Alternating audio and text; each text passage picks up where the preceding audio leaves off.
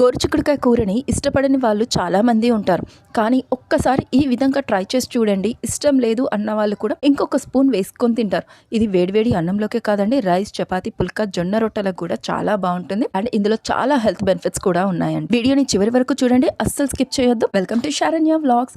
మీరిచ్చే ఒక్క లైక్, ఒక్క షేర్, ఒక్క సబ్స్క్రైబ్ బటన్ మన ఛానల్ గ్రోత్ కి యూజ్ అవుతుంది. ముందుగా మనము కర్రీకి కావాల్సినవి అన్ని కూడా సిద్ధం చేసి పెట్టుకుందాము. సో నేను నైట్ శనగపప్పుని నానబెట్టి పెట్టుకున్నాను. అండ్ గోకరకాయని కూడా మనం వండేటప్పుడు ఇలా వాటర్ లో నానబెట్టామనుకోండి, అవి చాలా చక్కగా వాటర్ లో కడిగినట్టు అవుతుంది. అండ్ తాలింపు కోసం వచ్చేసి ఆనియన్స్, పచ్చిమిర్చి, కరివేపాకు, పుదీనా అండ్ ఎండుమిరపకాయలు తీసుకున్నాను. ప్రాసెస్ లోకి వస్తే రెగ్యులర్ గా యూజ్ చేసే మట్టి పాత్రను తీసుకున్నాను. మనం మట్టి పాత్రలో వండడం వల్ల వాటి పోషకాలు అన్నది ఈక్వల్ గా బ్యాలెన్స్ అయ్యి మన హెల్త్ లోపలికి కూడా అది చాలా యూజ్ అవుతుంది. పూర్వకాలం మన అమ్మమ్మలు, నానమ్మలు అందరూ ఈ మట్టి పాత్రల్లోనే కదండి వండేవాళ్ళు.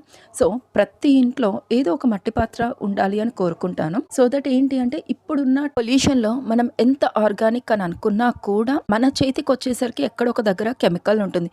సో మనం ఒక్క ఆర్గానిక్ అని కాదండి, డిఫరెంట్ టైప్స్ ఆఫ్ ఆర్గానిక్ అన్ని కూడా మన బాడీలో మన డైలీ యాక్టివిటీ రూపంలో తీసుకుంటేనే మన బాడీ ఈ జనరేషన్ లోకి సర్వైవ్ అవుతుంది. సో నేను ఆయిల్ వేసేసుకున్నాను. అండ్ ఆవాలు, జీలకర్ర తాలింపు వేసుకున్నాను. పచ్చిమిర్చి, కరివేపాకు, పుదీనా అండ్ ఎండుమిరపకాయలు ఇవన్నీ కూడా వేసుకున్నాను. ఎప్పుడే కానీ కర్రీకి తాలింపు వేసుకుంటే మాత్రం సూపర్ ఉంటుందండి. ఇప్పుడు మనం వండబోయేది కూడా గోకరకాయ శనగపప్పు తాలింపు. పప్పులో ఉండే పోషకాలు, గోకరకాయలో ఉండే హెల్త్ బెనిఫిట్స్ అన్నీ కూడా మనకి ఒకటే కర్రీలో రెండు విధాలుగా మనకి యూజ్ అవుతుంది. ఎప్పుడు కూడా సింగిల్ కర్రీ చేసుకోవడం కంటే కూడా ఇలా మనం కాంబినేషన్స్ రూపంలో చేసుకున్నాం అనుకోండి, కొత్త టేస్ట్ తీసుకున్నట్టు ఉంటుంది. At the same time single point of టైంలోనే మనము డిఫరెంట్ టైప్స్ ఆఫ్ పోషకాలని తీసుకున్నట్టుగా ఉంటుంది. చూడండి, తాలింపు చక్కగా కుక్ అయింది కదా. సో ఇప్పుడు ఏంటి అంటే మనం కట్ చేసి పెట్టుకున్న ఆనియన్స్ ఉన్నాయి కదా, ఆనియన్స్ కూడా వేసేయాలి. ఎప్పుడు కూడా స్పీడ్గా అవ్వాలి అని చెప్పేసి వంటని తొందరగా ఫినిష్ చేయకండి. దానికి కూడా కొంచెం ప్రాసెసింగ్ టైం అన్నది ఇచ్చామనుకోండి, సూపర్ అంటే సూపర్గా స్లో కుక్ అయింది, టేస్ట్ మాత్రం సూపర్గా ఉంటుంది. సో ఇక్కడ నేను ఆనియన్స్ కూడా వేసాను. అండ్ ఇది చక్కగా మగ్గిపోయింది. చూడండి, మనకి ఆ ఆనియన్స్ అన్నవి కూడా ట్రాన్స్పరెంట్ గా అయింది. సో ఇలా మగ్గుతున్న టైంలోనే మనము లైట్ గా పసుపు వేసుకోవాలి. అండ్ ఇందులో నేను అల్లం వెల్లుల్లి పేస్ట్ కూడా వేసుకున్నాను. పచ్చివాసన పోయేదాకా కూడా దాన్ని కుక్ చేసుకున్నాను. అండ్ ఇక్కడ మనము మిర్చి పౌడర్ అన్నది వేయట్లేదు, పచ్చిమిరపకాయలే ఎక్కువగా వేసాం.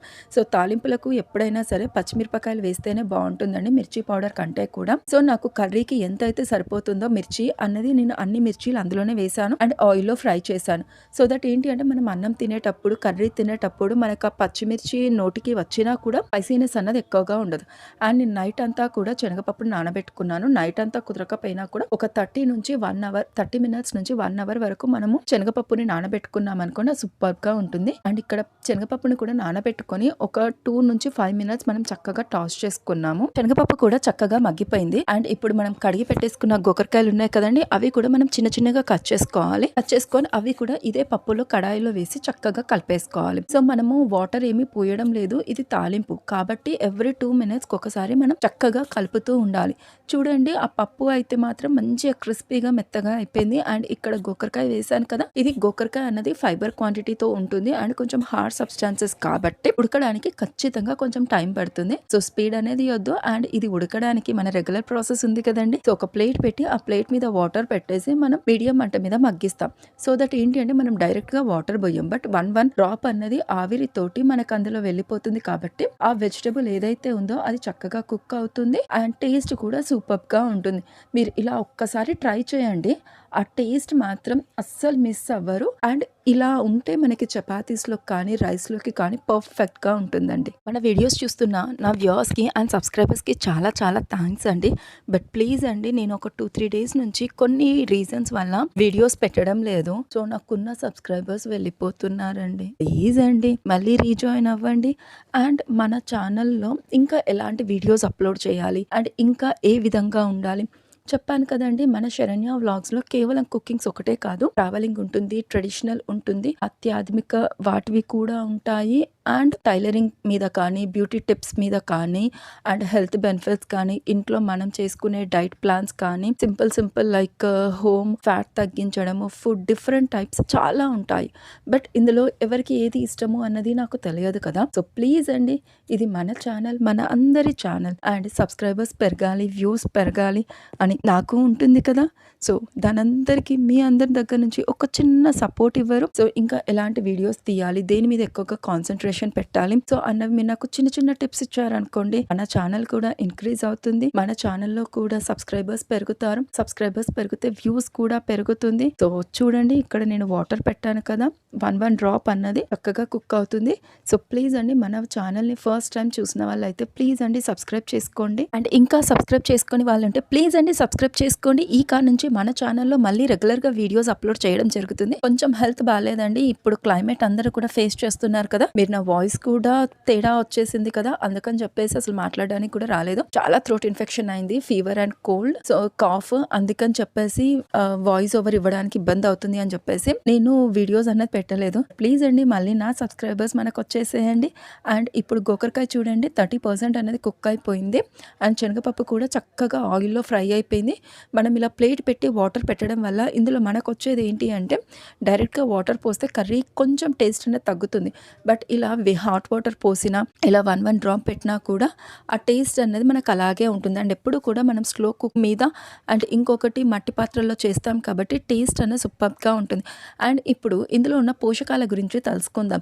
సో ఇష్టంగా తినే వాళ్ళు ఇంకా ఇష్టంగా తింటారు, ఇష్టం లేని వాళ్ళు కనీసం ఆరోగ్యం కోసమైనా సరే వీక్లీ వన్స్ డైట్లో చేర్చుకుంటారు. గోరుచిక్కుడుకాయని ఎక్కువగా తినడం వల్ల రక్తంలోని చక్కెర క్వాంటిటీని నియంత్రించడానికి యూజ్ అవుతుంది. సో షుగర్ పేషెంట్స్కి కానీ ఇది చాలా అంటే చాలా మంచి హెల్తీ కర్రీ అండి. శరీరంలోని వేడిని తగ్గించడానికి ఇది చాలా బాగా ఉపయోగపడుతుంది. లివర్ శుభ్రంగా పనిచేయడానికి కూడా ఇది చాలా బాగా ఉపయోగపడుతుంది. మలబద్ధకాన్ని తగ్గిస్తుంది అండ్ బాడీలో ఎక్స్ట్రా ఫ్యాట్ అన్నది పెరగకుండా కూడా ఇది నియంత్రిస్తుంది. రక్తాన్ని శుభ్రం చేసే లక్షణాలు ఇందులో ఉన్నాయి.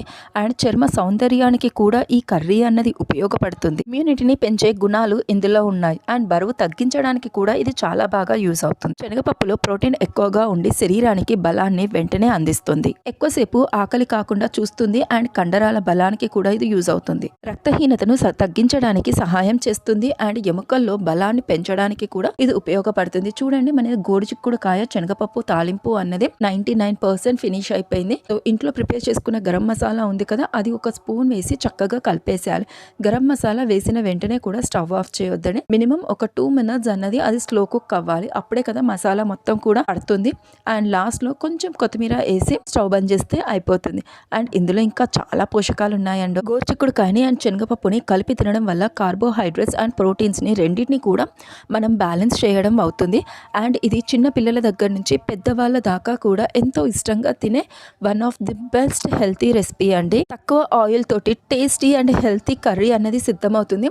ఇది కేవలం అన్నంలోకే కాదండి, చపాతీ, రోటీ అండ్ ఈ కాలంలో అందరం చేసుకుంటున్నాం కదా జొన్న రొట్టె. సో జొన్న రొట్టెల్లో కూడా చాలా బాగుంటుంది. చూడండి, ఇలా ప్లేట్ మీద గార్నిషింగ్ చేసిన తర్వాత ఎంత బాగుందో. చూడడానికి అలా ఉంది, బట్ తింటే మాత్రం సూపర్గా ఉంటుంది. వీడియోని చివరి వరకు చూసినందుకు చాలా థ్యాంక్స్.